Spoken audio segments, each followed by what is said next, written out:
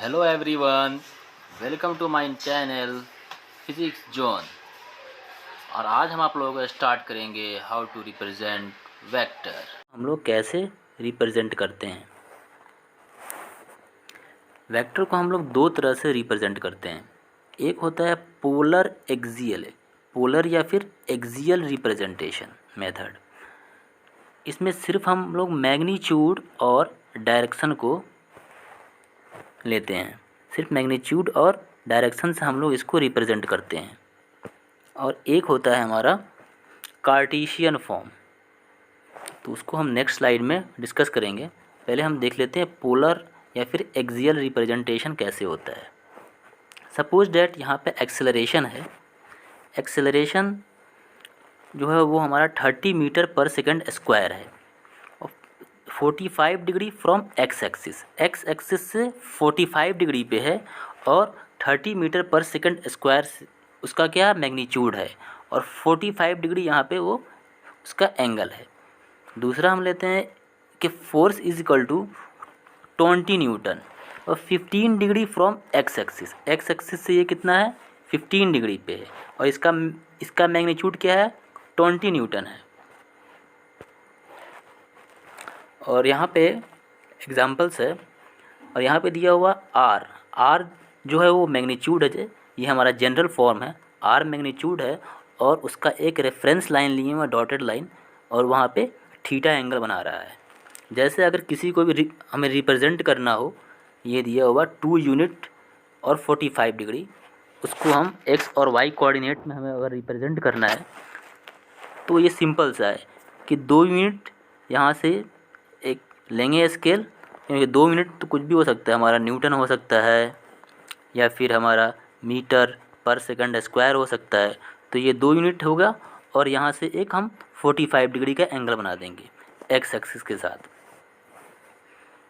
और ये क्या हो जाएगा 5 यूनिट और 135 एक्स एक्सिस के साथ। मीन्स अगर यहाँ से हम लेते हैं पॉजिटिव एंगल लेंगे तो हमारा एंगल कैसे जाएगा, अगर ये है हमारा, तो अगर 45 डिग्री लेंगे तो पॉजिटिव एंगल हमारा एक्स एक्सिस से ही होकर जाता है, यहाँ से जाएगा, ये हमारा 45 डिग्री होगा। और दूसरा लेते हैं 5 यूनिट 135 डिग्री लेते हैं, तो 135 डिग्री ये जो 5 यूनिट है वो कहाँ पे आ जाएगा, 135 डिग्री का एंगल आएगा वो हमारा आएगा सेकेंड क्वाड्रेंट में आएगा और 5 यूनिट यहाँ से इसका क्या हो गया मैग्नीट्यूड हो गया और 135 उसका एंगल हो गया। तो पोलर और या फिर एक्सियल रिप्रेजेंटेशन में हमें ये ध्यान रखना है कि सिर्फ उसका मैग्नीट्यूड लेते हैं और डायरेक्शन लेते हैं। मैग्नीट्यूड को हम लोग आर से रिप्रेजेंट करते हैं और डायरेक्शन को थीटा से, तो आर थीटा उसका हो गया हमारा जनरल फॉर्म। अब नेक्स्ट देखते हैं रेक्टेंगुलर या फिर कार्टेशियन कोऑर्डिनेट सिस्टम। रेक्टेंगुलर और कार्टेशियन कोऑर्डिनेट सिस्टम क्या है हमारा, एक्स वाई, इसको हम लोग एक्स वाई में हम लोग इसको रिप्रेजेंट करते हैं, एक्स वाई कोऑर्डिनेट में रिप्रेजेंट करते हैं। तो कुछ एग्जांपल है हमारा यहाँ पे 4 3 -3 2 -1 और -2 2 और -2। तो इसको एक्स एक्सिस और वाई एक्सिस, एक्स एक्सिस और वाई एक्सिस यहाँ पे लेंगे और 4 3 देखेंगे। तो 4 3 अगर सपोज़ ये हमारा जो फर्स्ट लेते हैं उसको क्या लेते हैं एक्स एक्सिस लेते हैं और यहाँ पे सेकंड वाले को क्या लेते हैं वाई एक्सिस लेते हैं। 4 यहाँ पे क्या हो जाएगा एक्स एक्सिस पे होगा और 3 जो होगा वो वाई एक्सिस पे होगा। मीन्स फर्स्ट वाले को एक्स कंसीडर करते हैं और सेकंड वाले को वाई कंसीडर करते हैं, ये चीज़ हमें ध्यान में रखना है। तो यहाँ से सपोज़ ये हमारा 4 यूनिट होगा और ऊपर की तरफ में 3 यूनिट होगा, तो 4 और 3 यहाँ पे इंडिकेट करेंगे हम। उसी तरह -3 और 2 लेंगे तो यहाँ पे हम लोग -3 लेंगे एक्स एक्सिस की तरफ और 2 किधर लेंगे, वहाँ पे हम लोग वाई एक्सिस की तरफ में 2 लेंगे, तो यहाँ पे ये हमारा सेकंड क्वाड्रेंट में आएगा। उसी तरह थर्ड एग्जांपल है -1 और -2 का, तो -1 लिए हम लोग एक्स एक्सिस की तरफ में लिए हुए हैं और -2 कहाँ लिए हैं नीचे की डायरेक्शन में लिए हैं, डाउनवर्ड डायरेक्शन में लेंगे -2, क्योंकि ऊपर की डायरेक्शन में क्या होता है, ऊपर की डायरेक्शन में होता है, मैं यहाँ पर समझा देता हूँ, इस जो यहाँ जो ओरिजिन है ये होता है 0 0।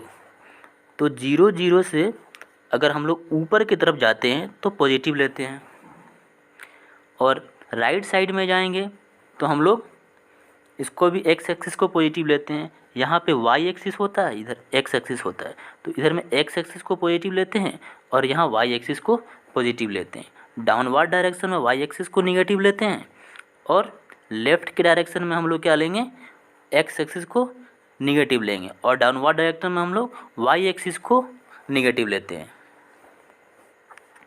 तो यहाँ पे क्या है, हमारा -1 और -2 है। तो -1 और -2 वो हमारा थर्ड क्वाड्रेंट में आएगा। थर्ड क्वाड्रेंट में, ये फर्स्ट क्वाड्रेंट, ये सेकंड क्वाड्रेंट, ये थर्ड क्वाड्रेंट और ये फोर्थ क्वाड्रेंट होता है। तो थर्ड क्वाड्रेंट में हमारा ये आएगा -1 और -2। उसी तरह फोर्थ क्वाड्रेंट में आएगा 2 और -2। 2 एक्स एक्सिस पे होगा पॉजिटिव डायरेक्शन की तरफ, और -2 वो डाउनवर्ड डायरेक्शन में होगा, निगेटिव में होगा, और वो डाउनवर्ड डायरेक्शन में होगा यहाँ पे। तो यहाँ पे हो जाएगा पॉइंट हमारा 2 और -2।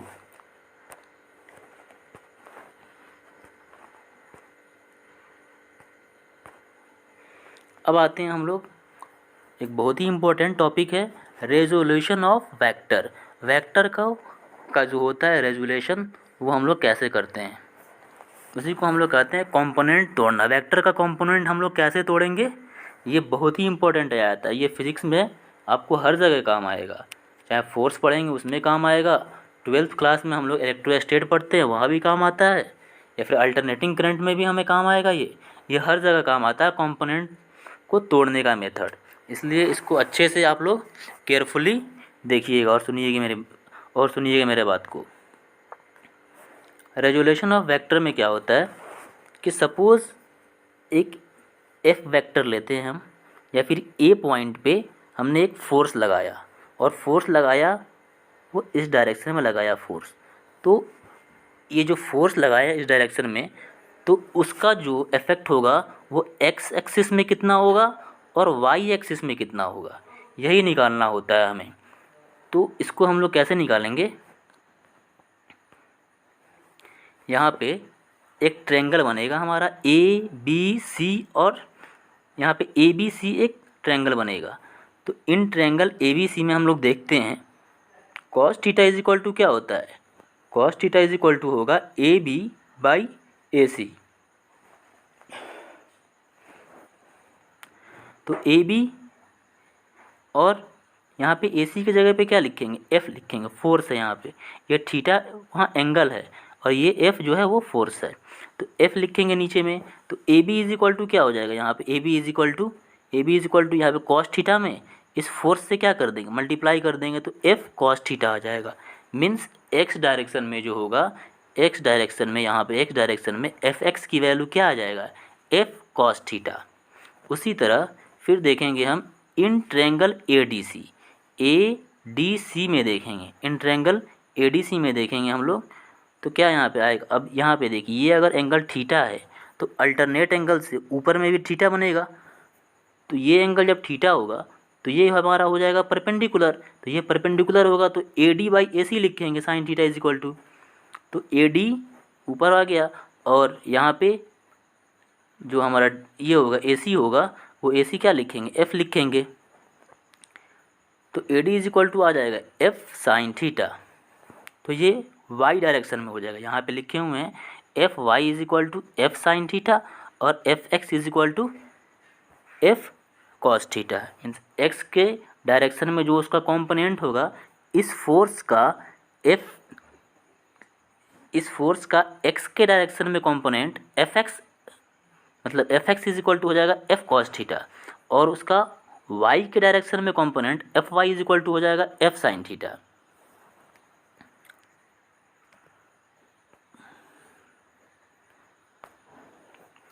अब नेक्स्ट देखते हैं यहाँ पे, सॉरी एक पेज आगे बढ़ गया।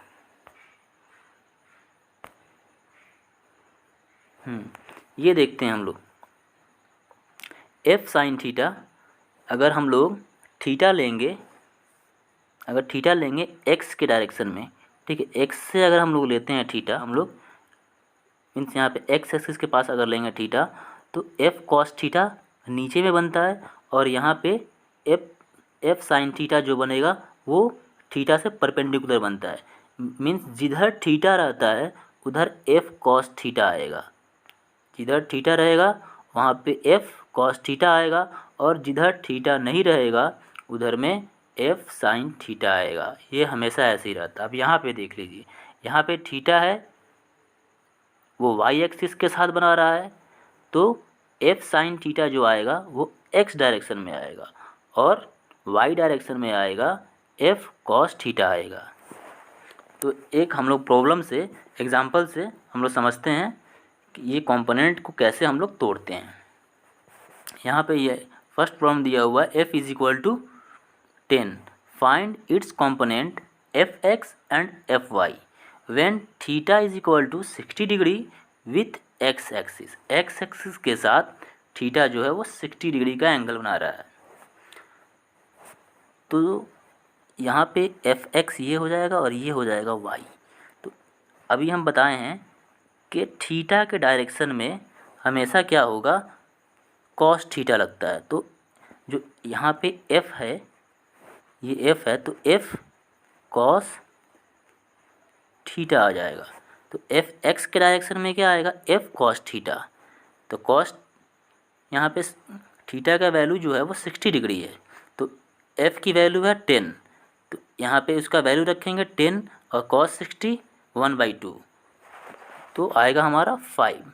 उसी तरह एफ़ के डायरेक्शन में देखेंगे, एफ वाई के डायरेक्शन में, तो एफ साइन थीटा आएगा। तो यहाँ पे ये वैल्यू रखेंगे 10 रखेंगे एफ़ की जगह पे, और साइन 60 की वैल्यू हो जाएगा √3/2।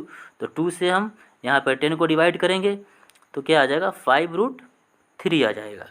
तो इसी तरह एफ एक्स का जो मीन्स एफ़ का जो कंपोनेंट होगा वो एफ एक्स वो होगा 5 होगा एक्स डायरेक्शन में, और वाई डायरेक्शन में होगा 5√3।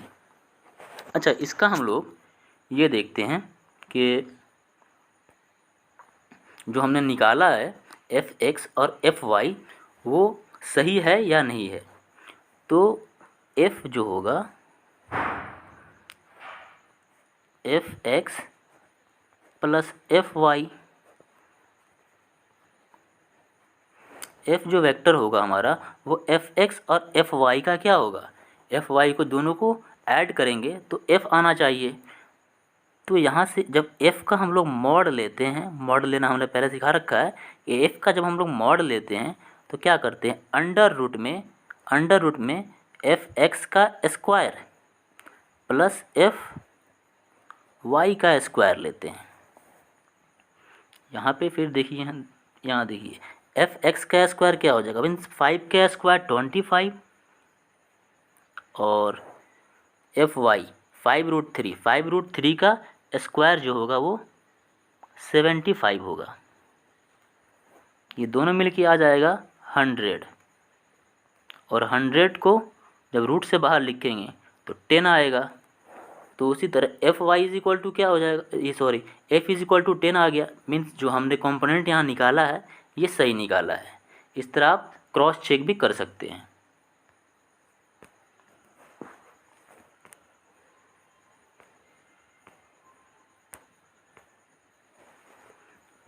ये फॉर्मूला है, देखिए mod A is equal to √ए(x)² प्लस ay² ये हमने जनरल फार्मूला लिखा है। इसको आप लोग याद कर लीजिएगा तो डायरेक्ट प्रॉब्लम को सॉल्व करने में ये बहुत आसानी होगी। उसी तरह हम लोग सेकेंड क्वेश्चन देखते हैं, एक resolve the following vectors along X Y axis. X Y axis में हम लोग क्या करेंगे, इसको हम लोग को क्या करना है, कंपोनेंट निकालना है एक्स और वाई एक्सिस के लॉन्ग। तो यहाँ देख लीजिए एफ वाई यहाँ पे हो जाएगा और एफ एक्स इस डायरेक्शन में होगा, क्योंकि इसका थीटा जो है वो यहाँ पे है। तो इसके एलॉन्ग यहाँ पे आएगा, मीन्स जहाँ थीटा होता है वहाँ पे क्या बनता है, उसके साथ जो बनेगा वो एफ कॉस थीटा रहता है, और जो उसके अवे होता है, मीन्स जो उससे परपेंडिकुलर होता है, तो वहाँ पे ये आता है एफ साइन थीटा आता है। तो वही यहाँ पे लिखे हुए एफ वाई जो रहेगा वो यहाँ पे साइन थीटा आएगा। तो एफ की वैल्यू 2 न्यूटन है तो 2 साइन थीटा आ गया। और यहाँ पे F X is equal to क्या हो जाएगा, 2 कॉस थीटा होगा। सॉरी जी, यहाँ पर ये गलती से लिखा गया होगा 30 डिग्री, बट यहाँ पे एफ एक्स ये हो जाएगा 2 कॉस थीटा होगा। तो यहाँ से उसकी वैल्यू निकालते हैं, F X is equal to 2 cos 30 degree. तो 2 इंटू √3/2, कॉस 30 का वैल्यू क्या होगा, √3/2। तो यहाँ से हम लोग क्या करेंगे, क्रॉस करेंगे तो √3 न्यूटन आएगा। उसी तरह हम लोग यहाँ देखते हैं F Y is equal to 2 sine 30 degree. तो 2 इंटू साइन 30 का वैल्यू जो होगा 1/2 होगा, तो 2 से 2 कैंसिल हो जाएगा, तो 1 न्यूटन आ जाएगा। आई होप कि आप लोगों को समझ में आ गया होगा ये। फिर हम लोग नेक्स्ट देखते हैं,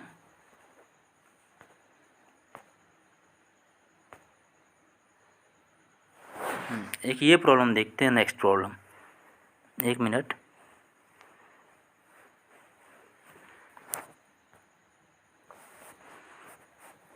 ये देखते हैं, अब इसका हम लोग को क्या करना है, कंपोनेंट इसका लिखना है। कि इसका कंपोनेंट लिखेंगे कैसे हम लोग, तो इसके लिए कुछ ट्रिक है। पहले यहाँ पे आप लोग इसको याद कर लीजिएगा कि ये जो ट्रायंगल बना हुआ है 3, 4, 5 का, 3 यहाँ परपेंडिकुलर है, यहाँ 4 बेस हो जाएगा और 5 हाइपोटेनस हो गया। तो 37 डिग्री और 53 डिग्री, 37 डिग्री और 53 डिग्री जो होगा, ये जो स्टैंडर्ड सब क्वेश्चन रहते हैं ना, स्टैंडर्ड क्वेश्चन में 37 और 53 करके देता है। बाकी जो जनरल क्वेश्चन रहेगा, जो मतलब कि नॉर्मल क्वेश्चन रहता है, उसमें तो 45 डिग्री देगा, 60 डिग्री देगा, 90 डिग्री देगा। बट जो स्टैंडर्ड क्वेश्चन देंगे, थोड़ा अच्छे लेवल के क्वेश्चन रहता है, उसमें 37 डिग्री और 53 डिग्री देता है। तो इस चीज़ को आप लोग याद रखिएगा कि जब 3, 4 और 5 का कॉम्बिनेशन अगर रहे और 30 यहाँ पे ये दिया और 37 डिग्री अगर एंगल दिया हो, तो 3, 4 और 5 का कॉम्बिनेशन रहेगा। यहाँ से आप एक ऐसे ट्रिक से याद कर सकते हैं कि 3 यहाँ पे है, 3 है यहाँ पे, तो 3, 4, 5 से स्टार्ट, मतलब इसके स्टार्टिंग 3 से हो रहा है परपेंडिकुलर साइड से, यहाँ से 3 से स्टार्ट हो रहा है, तो 3 यहाँ भी है और 37 में भी 3 है, तो 3 यहाँ पे भी है और यहाँ पे भी 3 है। इस तरह आप इसको याद रख सकते हैं कि कॉस 37 का वैल्यू यहाँ पे क्या हो जाएगा, बेस हो गया 4 और परपेंडिकुलर हो गया 3, तो कॉस 37 की वैल्यू हो जाएगी 4/, यहाँ पे 4/5 हो जाएगा, क्योंकि हाइपोटेनस क्या है यहाँ पे हमारा 5 है, तो b/h होता है, तो cos 37 4/5। उसी तरह sin 37 क्या हो जाएगा, p/h, तो ये हो जाएगा 3/5 हो जाएगा।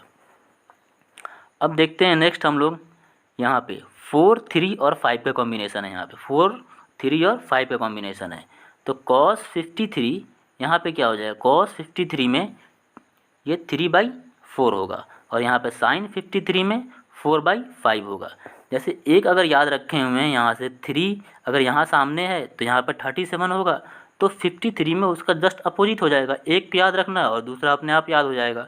यहीं पे आदमी को कन्फ्यूजन होता है कि cos 37 में 3/5 होगा या फिर cos 53 में 3/5 होगा। तो cos 37 में यहाँ से 4/5 होगा, क्योंकि यहाँ पे 3 आता है, 37 में 3 परपेंडिकुलर पे आएगा और 53 में जो परपेंडिकुलर आएगा वो 4 रहेगा। अब इस क्वेश्चन को रिजॉल्व करना काफ़ी आसान हो गया। यहाँ पे दिया हुआ है 53 डिग्री और A1 जो वेक्टर है वो हमारा 5 है, 5 यूनिट होगा। A2 वेक्टर को 5 मतलब 10 यूनिट ले लेते हैं। तो जो 53 का जो यहाँ पे A1 का कंपोनेंट होगा वो 53 के अकॉर्डिंग यहाँ पे रिजॉल्व होगा। तो क्या आएगा, 5 cos 53, क्योंकि जो थीटा बन रहा है वो इस रेफरेंस x एक्सिस के साथ बन रहा है, तो x एक्सिस के डायरेक्शन में क्या हो जाएगा, 5 cos 53। उसी तरह जो इसका fy मतलब ay कंपोनेंट निकलेगा वो 5 sin 53 डिग्री निकलेगा, तो 5 sin 53 डिग्री। अब उसी तरह A2 का जब अगर हम ये निकालेंगे, कंपोनेंट निकालेंगे, तो A2 का जो कंपोनेंट होगा वो 10 cos 37 डिग्री आएगा, क्योंकि 37 डिग्री वो एक्स एक्सिस के साथ यहाँ पे हमारा एंगल बना रहा है। तो एक्स एक्सिस की डायरेक्शन में 10 cos 37 डिग्री होगा, और जो इसका डाउनवर्ड डायरेक्शन में होगा वाई कंपोनेंट, इसके डाउनवर्ड डायरेक्शन में होगा, क्योंकि परपेंडिकुलर रहता है।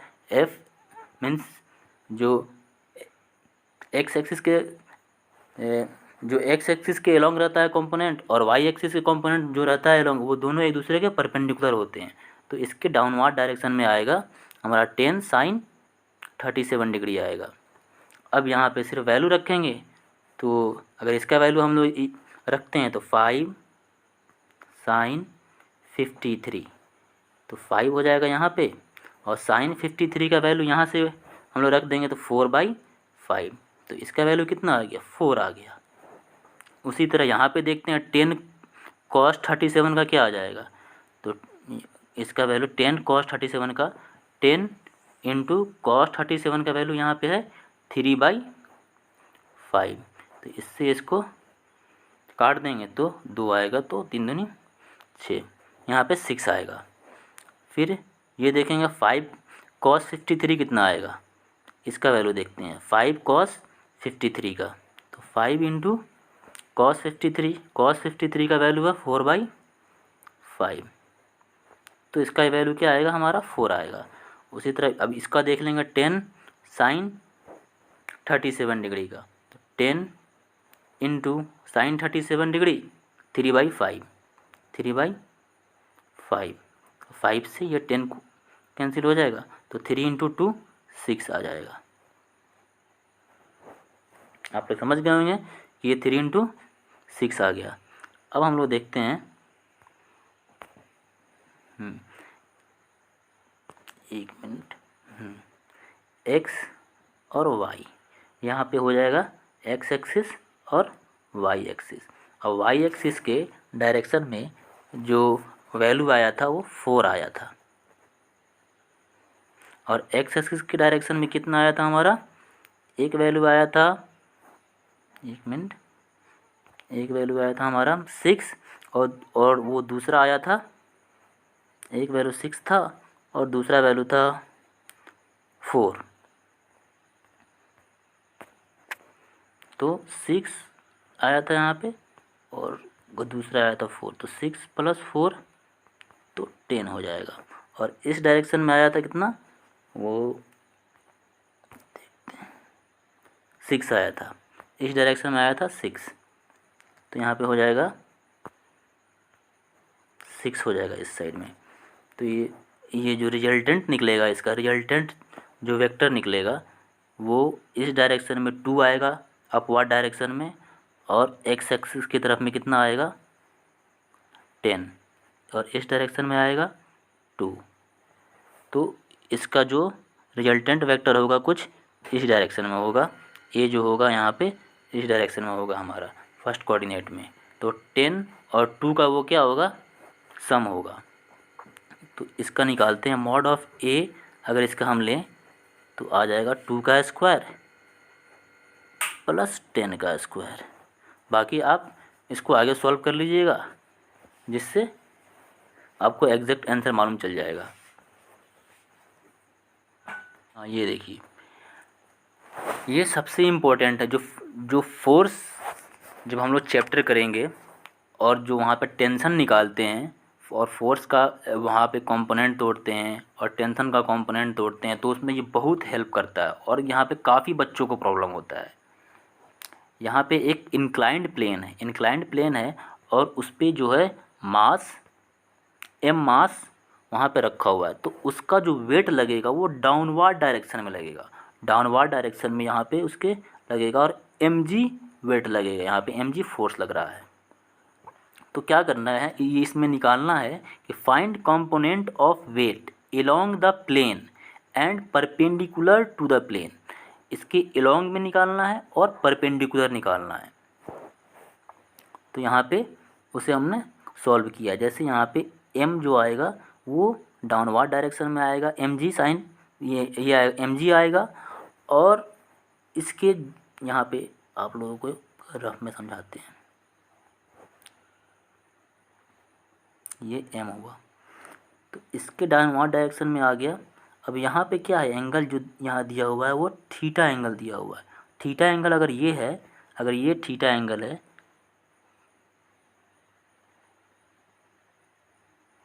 कुछ इस तरह का है, अगर ये है थीटा एंगल और यहाँ पे ये 90 डिग्री बना रहा है, तो ये जो एंगल निकलेगा यहाँ पे, ये निकलेगा 90 माइनस थीटा।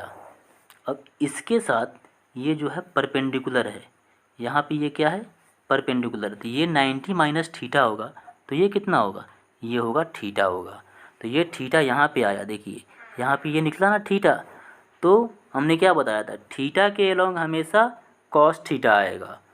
तो यहाँ पे वेट कितना है, mg हमारा वेट है, तो mg कॉस थीटा इस डायरेक्शन में आएगा, और एक्स एक्सिस के डायरेक्शन में, इस डायरेक्शन में mg साइन थीटा आएगा, mg साइन थीटा इस डायरेक्शन में आएगा, और mg कॉस थीटा इस डायरेक्शन में आता है। तो आई होप आप लोगों को ये वीडियो समझ में आया होगा। अगर अच्छा लगे तो आप लाइक कीजिए, सब्सक्राइब कीजिए। आपके लाइक और सब्सक्राइब करने से हमें मोटिवेशन मिलता है, और हम कोशिश करेंगे और भी अच्छी अच्छी वीडियो लाते रहें। Thank you.